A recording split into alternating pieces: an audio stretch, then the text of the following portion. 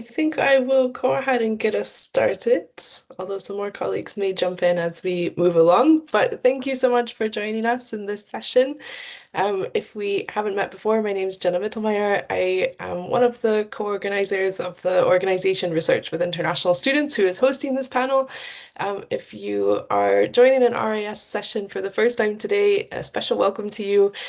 Just to give you a little bit of information about the network, we are a collection of scholars whose work focuses on international student mobility and who include international students as participants or co-researchers within our work. We aim to take a more critical look on the field, which is why we have been organizing this panel series, which is all looking at polycrisis and international students. We've got the sixth panel in our series this morning, which is led by colleagues that you see on the screen, who I'll let introduce themselves in just a moment. The session's focus today is about navigating polycrisis through linguistic, epistemic, political, and relational instability in international student life. It is a session that I am really looking forward to. I'll put some links in the chat in a moment if you'd like to hear more about our network or see some of the panels that we have upcoming. But without further ado, I'm going to hand directly over to Nashid Nigar, who is leading this session, who will introduce colleagues and introduce the session. So over to you, Nashid. Oh, thank you, Jenna.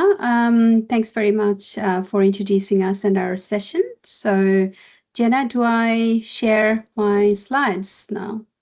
Yeah. Okay, fair enough. Right here. Okay, this is kind of new thing for me. Let me figure this out first. Okay. So share, here we are. Okay.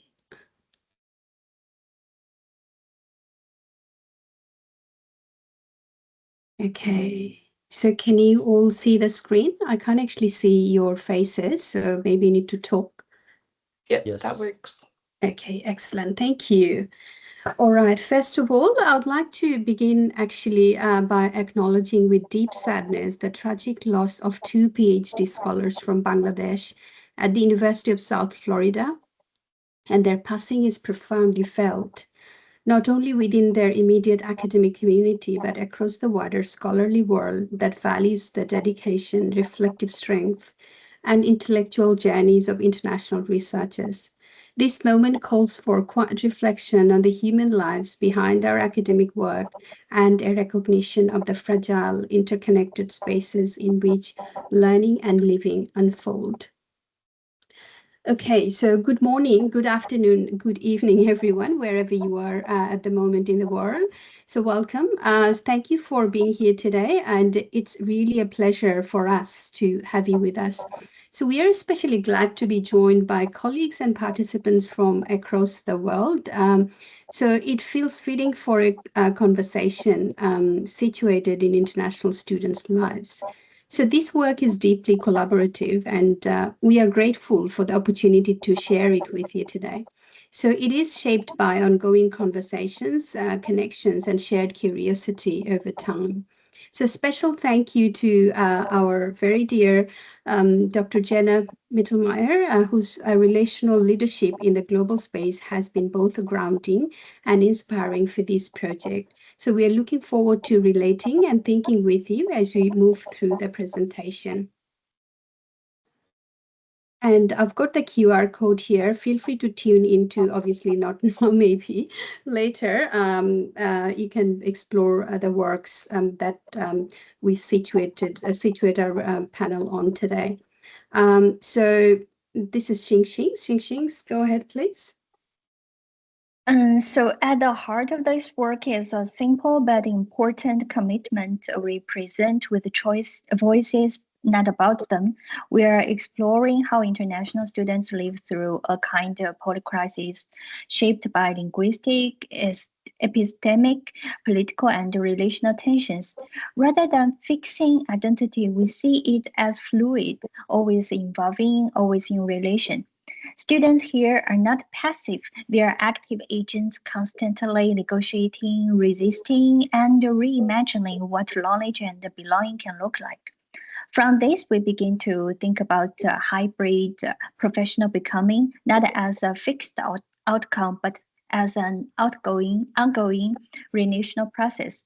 And ultimately, this work gestures toward something larger, a lead to rethink and transform systems toward greater equity, recognition, and inclusion.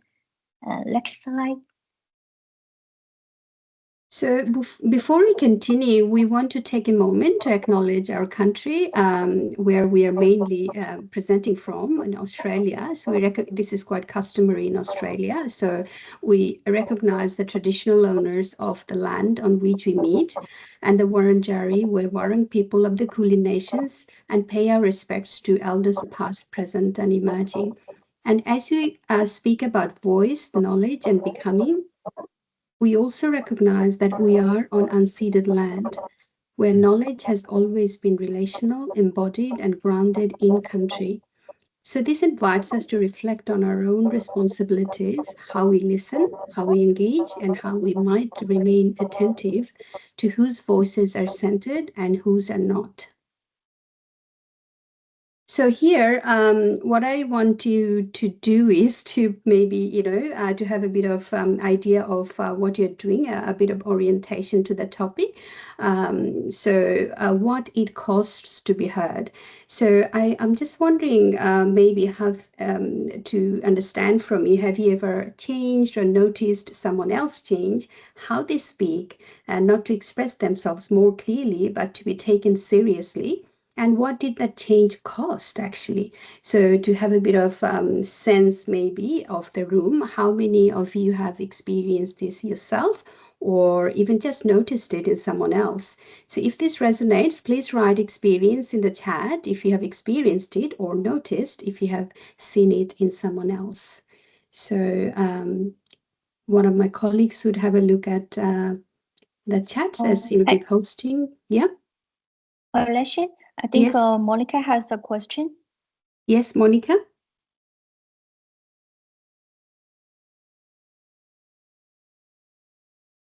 Go ahead, Monica. Monica raised her hand, but I'm not so sure she has a question right now. She just raised her hand. Oh, I see. Okay. Monica, would you like to go ahead with your question, or you can, so you can either post your responses in the chat, or you can just, share verbally as you like. Okay. So if you have noticed, or someone else, have you ever experienced or, noticed someone maybe, speaking differently, to be heard seriously or to be taken seriously by others?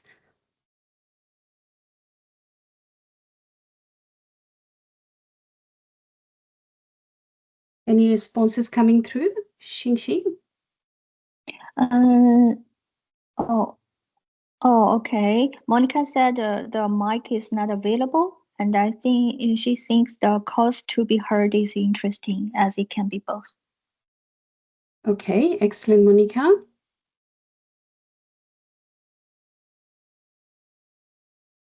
So the mic, can they hear me though? So you can hear me, Xingxing, right?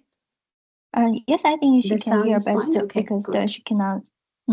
So is there anyone else? I can see some of the, I actually, before I joined the session, started my presentation, I saw some familiar names, Francine and maybe Sonia. Would you like to share your thoughts on that, if you like? Or any of our panel members, feel free to jump in to share your experience on that, verbally maybe, and keep an eye on the chat too. Yeah. Oh, I think some Francia also mentioned about that the mic function is disabled. Mic function. So is that my mic or? I don't know. I think it's like administrator in this room can do that. Oh, okay. Maybe we can continue our slides. Yeah.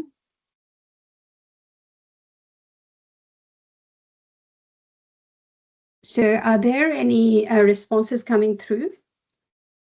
Oh, no, not yet.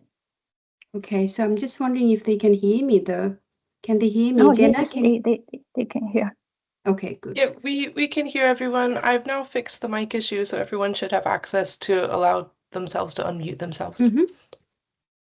Sure thing. Okay, so Udi, is there anyone who would like to share verbally about this? Maybe any of our panel members, maybe? Or anyone? Okay, if not, that's fine. We can always come back to this. So let's move on, maybe.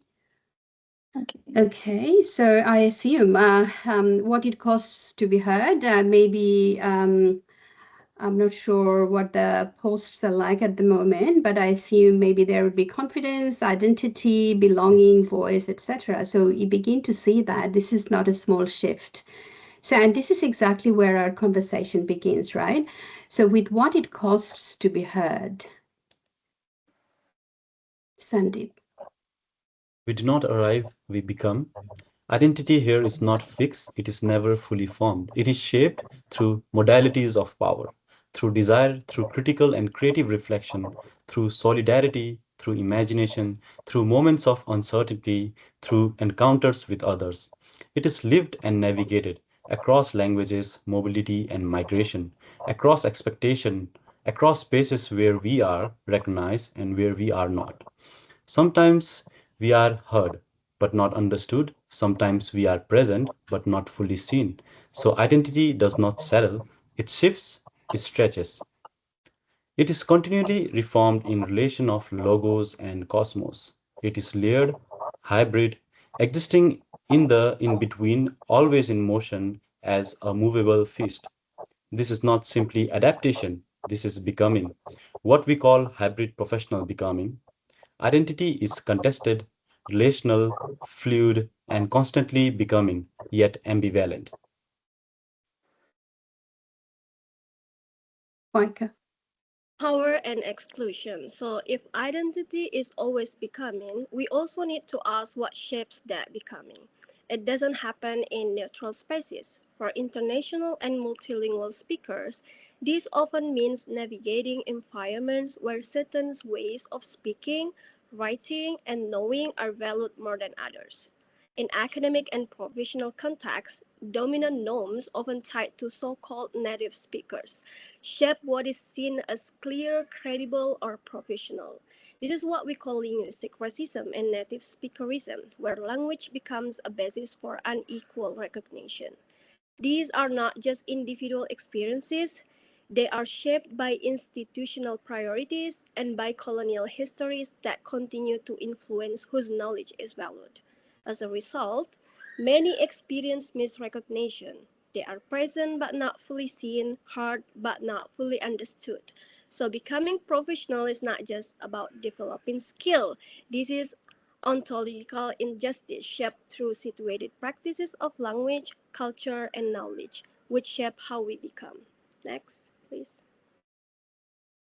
So, becoming happens within a polycrisis, within conditions of structural injustice across overlapping modalities of powers, race, language, culture, gender, migration, and the like. These are not isolated struggles. They are collected, they are part of a broader polycrisis, and these conditions shape how we become. But students are not passive. They do not simply adapt, they actively shape knowledge and who we are. From here, we now move from this structural framing from epistemic and ontological injustice to lived experiences across different contexts.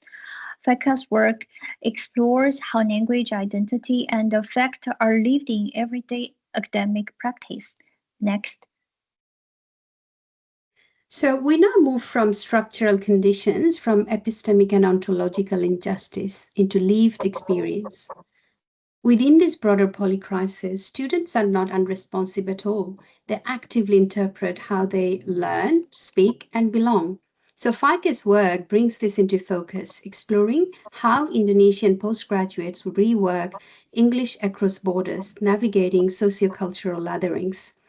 while exercising agency in their everyday academic lives. And with that, I invite Faiqah.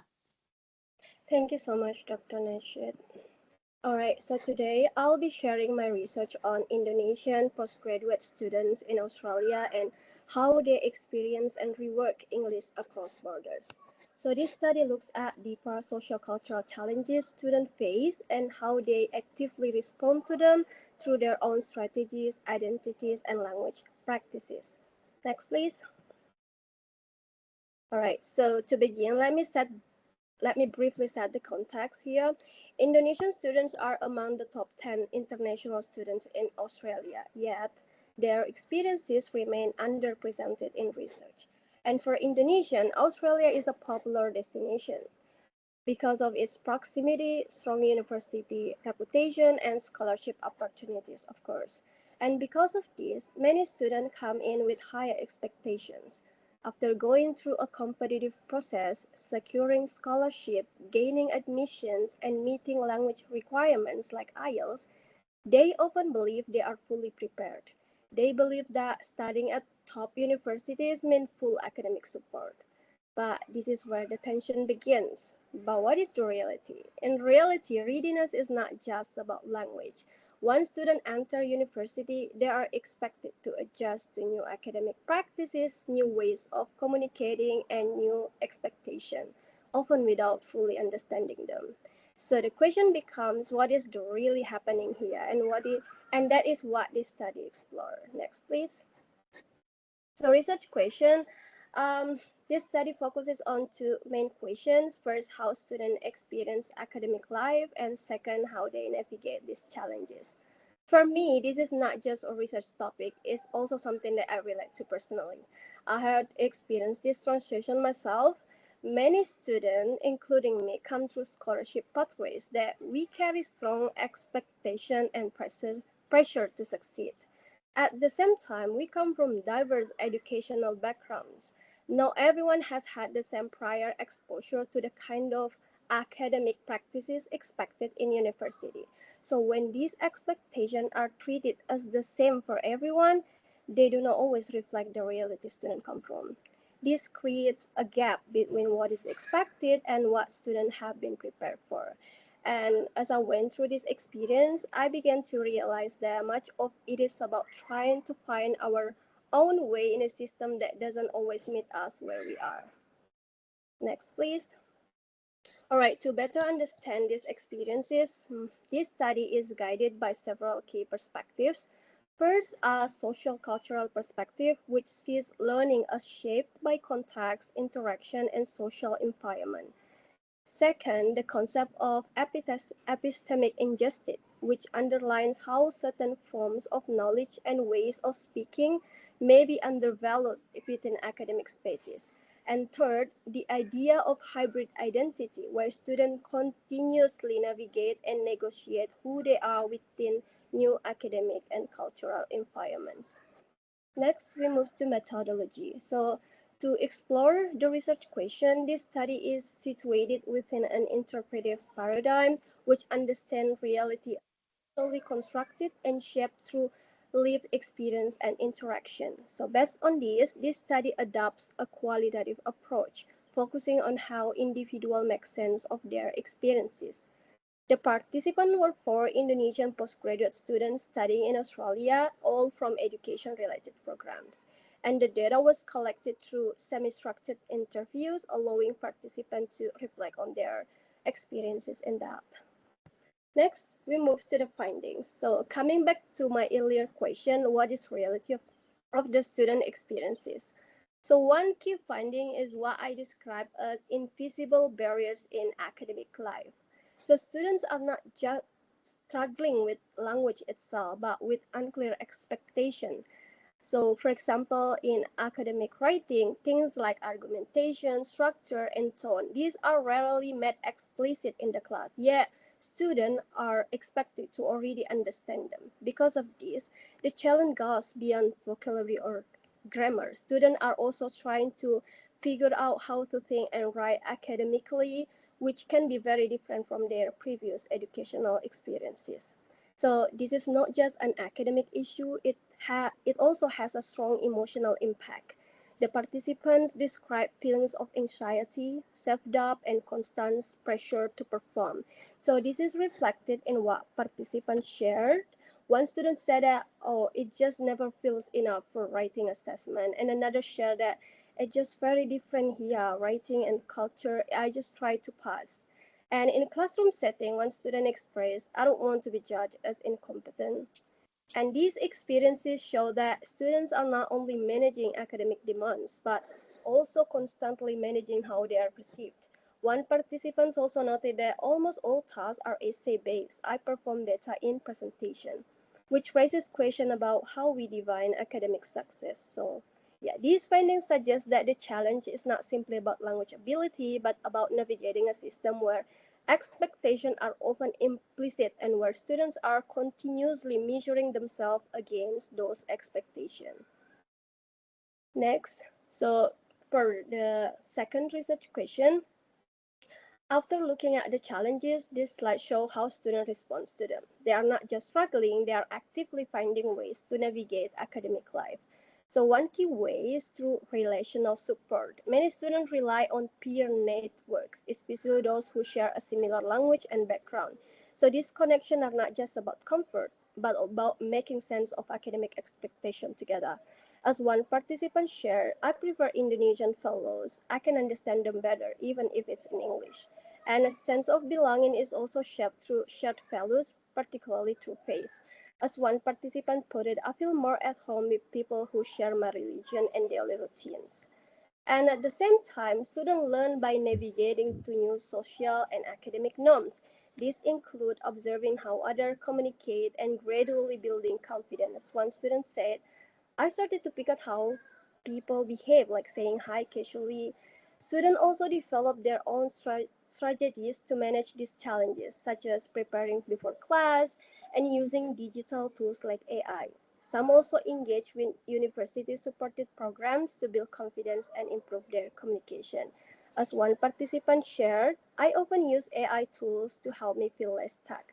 So these findings foreground students as active and resourceful agents who build support, navigate new environments, and mobilize available resources to succeed. Next, please. So what do these findings suggest in practices? These challenges points to areas where institutions can better support students rather than being understood as individual problems. So first, there is a need to make expectation more visible. Many students struggle not because they lack ability, but because expectations around grading are often implicit. So clearer guidance, examples, and more transparent feedback can make a significant difference. Second, support needs to go beyond language. So students are not only learning how to write, but also how to think, participate, and belong in new academic environment. So this includes emotional and social dimension, creating space for peer support, connection, and a sense of belonging. As we saw that students are already build this informally, but it can be supported more intentionally. And third, there is a need to rethink how we assess learning. Where most tasks are essay-based, it can limit how students demonstrate their knowledge. So incorporating more diverse formats such as presentation can create more inclusive ways for students to succeed. Finally, with the increasing use of digital tools, including AI, there is a need to guide their use more thoughtfully. Institutions can support students in using this tool critically and meaningfully as part of their learning. So yeah, this finding invite us to rethink readiness and support, not as something students either have or lack, but as something continuously shaped through the interaction between students and the system. And next, please, the concluding remark. Yeah. So to conclude, this study showed that challenges international students face go beyond language proficiency. Students' experiences are shaped by multiple factors: their educational background, institutional expectation, and the broader academic context. At the same time, students are not passive. They actively navigate these challenges, respond to new environments, and develop their own ways of learning and belonging. So this called for a shift in how we understand international students. Rather than view them through a deficit lens, this study underlined their agency, their ability to respond, negotiate, and contribute. In the same way, readiness should not be seen as something assumed, but something that needs to be supported within the academic system. And this leaves us with a broader question. How do we shift from fitting students into the system to redesigning the system for them? Next, please. So these are my references. So we moved into another dimension of lived experience within the broader polycrisis. Students are not passive. They continue to negotiate how they believe, belong, and relate within complex and often challenging contexts. So Sandeep's work brings this into focus, exploring how Nepalese international students live through moments of misfit while cultivating relational well-being in their everyday lives. And with that, I invite Sandeep. Thank you, Faiqah. Good morning, good afternoon, and good evening, everyone around the globe. I'm pleased to be here and present on the topic, Living Through the Cracks, Belief, Misfit, and Relational Wellbeing in Nepalese International Student Life. But before I begin, I want to pause on the word cracks. What do you think the cracks might be? What are the cracks that happen, or you think about the cracks? Any word on this? So when you think about this, I use the term to describe the space that emerge when students' expectation, identities, and lived realities no longer align with the socio-cultural field. These cracks are actually not accidental. They are produced through broader condition of instability, which we frame as the polycrisis. It is a condition of living through where students continuously negotiate, and it is within these cracks that my paper is situated. This presentation does not present formal findings through my ongoing field work. Instead, it is a reflexive and conceptual piece that brings together my lived experience, emerging field sensibilities, and existing literature to think about how these Nepalese international students live within this misfit belief and relational well-being. Next slide, please. International education is often imagined as a pathway to opportunity, upward mobility, and becoming. To contextualize, in Nepalese context, Nepalese students are the third largest students since last decade in Australia. And for these Nepalese international student, studying abroad becomes a symbolic recognition where they have a major family investment tied to aspiration, prestige, and success. But when students arrive, this mobility is rarely smooth. Instead, they encounter overlapping pressures such as academic, financial, linguistic, and sociocultural challenges, and many more. As a result, what is imagined as movement forward does not simply translate into alignment or progress. Rather, it produces a sense of tension and contradiction, where expectation, identities, and everyday realities no longer align. Next slide, please. So research on Nepalese international students show that there are various pressures that are interconnected. First is that student experience structural and economic precarity, which includes financial pressure, precarious work conditions, visa-related constraint, and which creates ongoing insecurity among these international students. Second is there is an affective and relational strain, which students experience loneliness, distress, and challenges to their mental health and sense of belonging. Third is these experiences are closely tied to relational obligation and expectation. Many students carry a strong responsibility towards their families, often shaped by financial investment and expectation of success that may conceal their struggle. But importantly, these are not separate. They intersect and accumulate over time. And it is through this interaction, the gap between the aspiration and lived reality becomes more pronounced. What we see then is not only challenge, but overlapping conditions shaping everyday life, causing a polycrisis, where multiple forms of instability come together and shape student life everyday experience. Next slide, please. So how do we make sense of this condition of misalignment? Drawing on Pierre Bourdieu's notion of hysteresis. Pierre Bourdieu is a French philosopher, and he has extensively worked on structural stuff.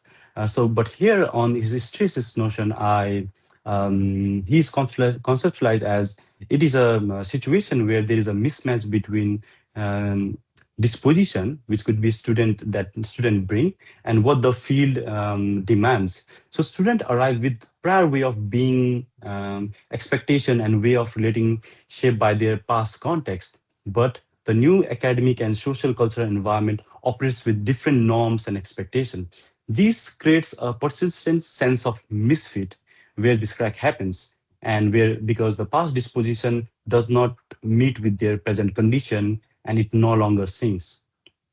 Next slide, please. Here I want to share a short reflection on my own poem. It is, I arrived with the ways of being that had long felt natural to me, a language already mixed, a self already in motion. But across places I was read through before I could explain myself. To Nepali in one space, to Indian in another. And here my voices slowed down before it left my mouth. I listened more than I spoke, rehearsing words before letting them go, aware that even small words matter differently.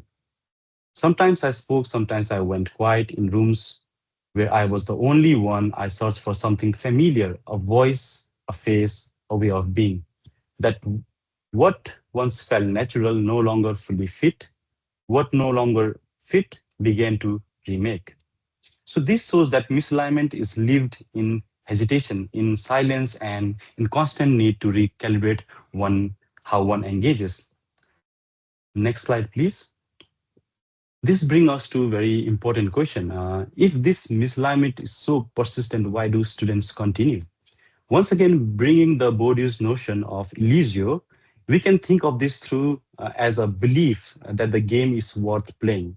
In this sense, the belief is in the promise of international education. For many Nepalese students, this belief is not simply individual, it is socially and historical constructed. Studying abroad is imagined as a pathway to their success and family uplift and identity formation. As previously shown in the slide, for many Nepalese students, this belief is not just individual. In this sense, continuing is not always a straightforward choice. It becomes a belief, obligation, and investment. At the same time, students are not passive within this condition. In doing so, they exercise agency by negotiating and at times resisting, while finding way to continue within this condition they face. But this agency does not exist outside this condition. It is shaped within the broader context. Next slide, please.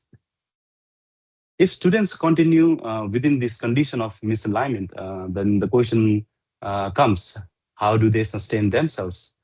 Drawing on relational approaches, well-being here is not an individual state, but something socially produced and continuously negotiated.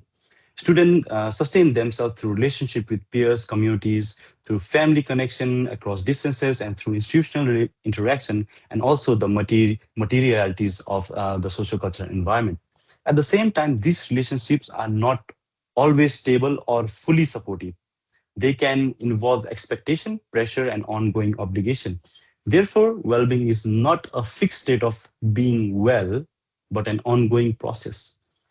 In this sense, well-being is not about resolving misalignment, but about learning to live and moving with it.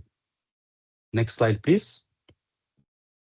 What this shows is that international students do not simply adapt, they continue with the condition of misalignment negotiation, at times resisting.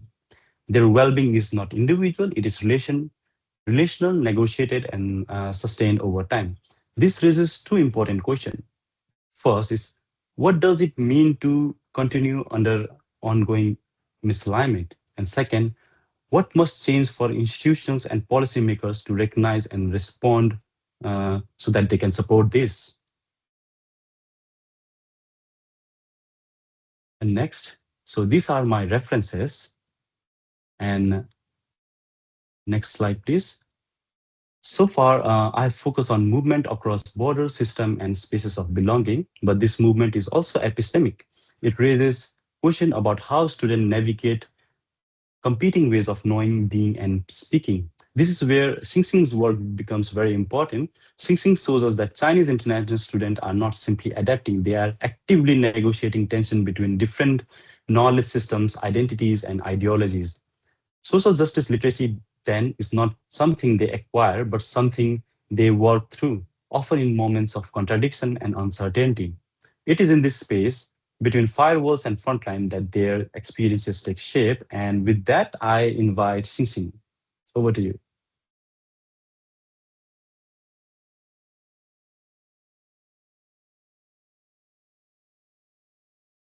Xingxing, are you there? Hello? Xingxing, you need to unmute yourself, Xingxing. Oh, I'm sorry. I forgot to unmute myself. Thank you, Sandeep. And good morning, good afternoon, and good evening, everyone. So this study is a pre-doctoral independent research, examines how Chinese international students develop social justice literacy in contexts shaped by polycrisis. So in the title, firewall means that the Chinese firewall that blocked many social platforms, as well as the search engines such as Google, YouTube, and Instagram. And so as mainland Chinese, we cannot get access to those platforms. So I focus especially on the collision between prior conceptual and political socialization in China and the new conditions students encounter abroad. Next slide, please. I want to begin with why I came to this topic. So when I began my master's study in Australia, the phrase social justice appeared everywhere, but the Chinese term 社会正义 had not been part of the ordinary vocabulary through which I had previously understood life in China. So the term felt both new and old. It was new as a concept I was being asked to use academically, but old because it linked the tensions I had already lived through. So what happens when social justice feels self-evident in one academic setting, but appears muted, displaced, or differently organized in another? That question became my entry point into this study. Next slide, please. And this is not my personal story. It points to a broader problem that affects many Chinese international students. They do not simply cross borders geographically. They also move across different media systems, political vocabularies, moral assumptions, and expectations about speech and critique. So the issue is how their social justice literacy is formed under conditions of polycrisis. That broader problem is what the study explores. Next slide, please. So this is my research approach. First, I defined my scope around how social justice orientations are theorized, selecting 30 highly relevant studies, and then build a source matrix and compared the study's evidence and contributions. Next, I coded across the literature, tracking themes like censorship, racism, and activism to trace broader patterns. This allowed me to group the studies into 4 thematic clusters, which I ultimately used to identify cross-cluster patterns and the field's overall limitations. This is how the approach looks like. The next slide, please. And this is the 4 clusters, and this is the studies I used. Next slide, please. So the first cluster asks what social justice means when it moves across languages and histories. So in Anglophone theory, social justice is often linked to rights distribution, participation, and representation. In Chinese moral political thought, however, it is dispersed across ideas of righteousness, fairness, legitimacy, hierarchy, and order. This is especially clear in discussions of high and low justice, where justice is tied to rulerly legitimacy, moral order, and political stability. This means Chinese international students may arrive with justice vocabularies shaped by different conceptual and political traditions. Next slide, please. Information is not merely blocked, it is sculpted. Here we see that students cross borders carrying pre-calibrated compasses of trust. They may know the words of democracy, but the definitions diverge. Dropping the firewall does not change what they find credible or untangle ingrained habits of caution. Migration is not an escape from political gravity, transnational risks, and self-censorship travel in their luggage. Ultimately, their capacity for social justice is defined by these invisible boundaries, where trust ends, where what they avoid, and where selective silence begins. Next slide, please.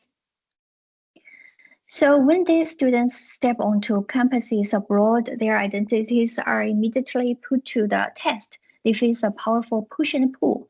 Xenophobia and anti-China rhetoric push them away, while familiar student enclaves pull them back home. For many, this actually forges a fiercer, more defensive nationalism. But it's really that simple. Juggling race, sexuality, and the basic human need to belong, many experience a profound spiritual homelessness. Marginalization doesn't force everyone into the same patriotic mode. Instead, it scatters them across a spectrum. Alongside defensive nationalists, students are also found quietly ambivalent, selectively critical, or simply fractured between the two roads. Next slide, please. So the final cluster turns toward critique, solidarity, and activism. Diasporic counterpublics can open spaces for political rethinking, as seen in Chinese Twitter during the blank paper protest, which put an end to the zero COVID policy in 2022, and in overseas students shifting distance from nationalism. But critique does not emerge from information alone. It grows through encounter, empathy, and rupture. Nor is it pure or complete. These critical formations remain fragile, uneven, and contested. Next slide, please. So the literature has three recurring limits. First is sometimes treats words like justice, rights, and democracy as if they travel unchanged. So my cluster one shows that they do not. Second is that it often returns to boundaries. Even some researchers can tell the subtleties behind, but some researchers still put the boundaries like loyalist or dissident, nationalist or cosmopolitan, even when the evidence is more unsettled. Third is that it separates while students live together. Censorship, racism, nationalism, and marginalization are often studied apart, though in practice they fold into one another across time and space. Next slide, please. So to conclude, this study suggests that the social justice literacy of the Chinese international students is best understood as a cross-contextual and uneven formation. It is shaped by prior justice vocabularies, by politically structured information pathways, and by lived experiences of marginalization abroad. The real issue is not whether students are loyal or not, but how justice becomes thinkable, speakable, and risky across different political and social roads. Next slide, please. So building on this, I'd like to invite Nashid to take us further into these questions. Her decades-long work brings us closer to the lived experiences of polycrisis, particularly through language, voice, and recognition. In Living the Polycrisis, Voices, Power, and Becoming, she explores how international students respond, not just by adapting, but through ongoing processes of becoming. Nashid? Thank you, Xingxing. So it's a pleasure again to continue this conversation from here. And in Living the Polycrisis, Voices, Power and Becoming, drawing on actually 2 decades of embodied teaching and research with international students across educational sectors, including multi-sector universities in Australia. So explore how they navigate, resist and reconfigure these conditions with shifting global contexts. So not as a problems to be fixed, though, or as binary categories to be excluded, but as agents of meaning making. So as I've argued elsewhere, international students do not need fixing. What requires attention are the systems, assumptions, and practices that shape how language, voice, and identification are valued. So this work therefore shifts the focus from correction to collaboration and from binaries to relational transcendent possibilities. So I would actually present this as a kind of, story segment. So please bear with me if you are not familiar with this. So segment 1, arrival and voice. So a voice enters, not empty, but already full of histories, of languages, of memories carried across borders. I arrive with English, but not just English. I arrive with Bangla, with rhythm, with affect, with ways of knowing that do not always translate. So the reflection question for you can be, what would change if every voice were recognized not as empty, but as already full of histories, languages, and ways of knowing? Segment 2, recognition and misrecognition. So my English is fluent, but not acceptable. A pause, a smile, a judgment. In that moment, language is no longer just communication. It becomes power, it becomes history, it becomes a site of recognition and misrecognition. So we can maybe reflect on, when does language shift from being a tool for communication to a maker of judgment and power? Segment 3, so voices across languages. তুমি আমাকে শোনো না, you hear me, but you do not listen. Wo shuole dan mei ranting jian, I speak, but I am unheard. Ma bolchu tara kasaila sandaina, I speak, but no one listens. Saya barbi kara, tapitak ada yang mendengar, I speak, but not heard. So here, can we reflect, what does it mean to speak across languages yet still remain unheard? Segment 4, what this is really about. So across these voices, across these languages, we begin to see that this is not just about language. It is about whose knowledge counts, whose voice is accepted, and whose ways of thinking is validated. So shall we reflect now, who gets to decide which voices, knowledges, and ways of thinking are valued? Segment 5, questioning clarity. Can you make it clearer? What is clarity and for whom? What appears as unclear is often difference. What appears as deficit is often another epistemology. What appears as error is often a different way of meaning making. So when we ask for clarity, whose standards of understanding are we really privileging? Segment 6, naming the problem. So this is epistemic injustice. This is linguistic racism. This is native speakerism. This is native speaker saviorism, a system that privileges one voice, one norm, one way of knowing and becoming. What happens when one way of speaking and knowing is treated as the only legitimate one? Segment 7, so students as agents, but students are not inactive within this. They do not simply blend in, they reconfigure, they resist, they reassemble themselves across times, spaces, bodies, and relations to others. Through translanguaging, through affect, through solidarity, through imagination. So what happens when one way of speaking and knowing is treated as the only legitimate one? Segment 8, identity and becoming. So identity here is not static. It is shaped through desire, through reflexivity, through agency, through relationality, through ambiguities. So this is what I call hybrid professional becoming or hybrid becoming.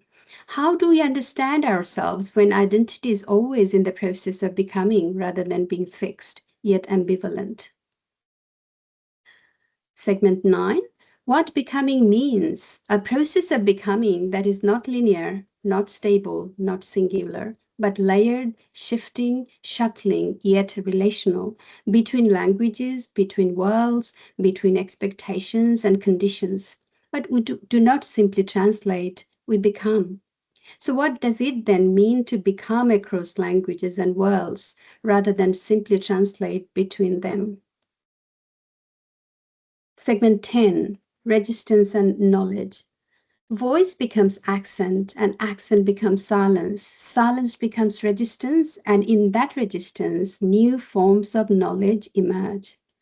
Not abstract knowledge, though, but lived knowledge, not detached, not embodied, but embodied, not individual, but manifold. So reflection question for us here is how can silence and resistance become sources of new embodied ways of knowing and becoming? Segment 11, the polycrisis. So this is the polycrisis where language, knowledge, power, and feeling fracture, fold, and collide. And yet, within the rupture, there is possibility, a reaching beyond logos, beyond fixed words and meanings, towards cosmos, a world imagined as connected, decentered, becoming. Shall we then ask what new possibilities emerge when language, knowledge, and meaning begin to fracture rather than hold? Segment 12, reframing students. So international students are not deficient. They're not problems to be fixed. They're knowledge producers. They're relational thinkers. They are cosmopolitan imaginers. They are reimagining what knowledge can be. So what new possibilities emerge though when language, knowledge, and meaning begin to fracture rather than hold? So final question for us here is, so how do students adapt to the system? But not actually how do students adapt to the system, but how must the system transform to meet them? So what must change? So listening as an ethical practice, legitimizing multiple ways of knowing, designing for difference, not standardization. What counts as knowledge must change. So here are the reference list. Please feel free to tune in and, probably get access to the actual paper and the reference list. Over to Sandeep. Multi-voice experiences. Across these experiences, Chinese, Nepalese, Indonesian, we are not just seeing differences in language or expression.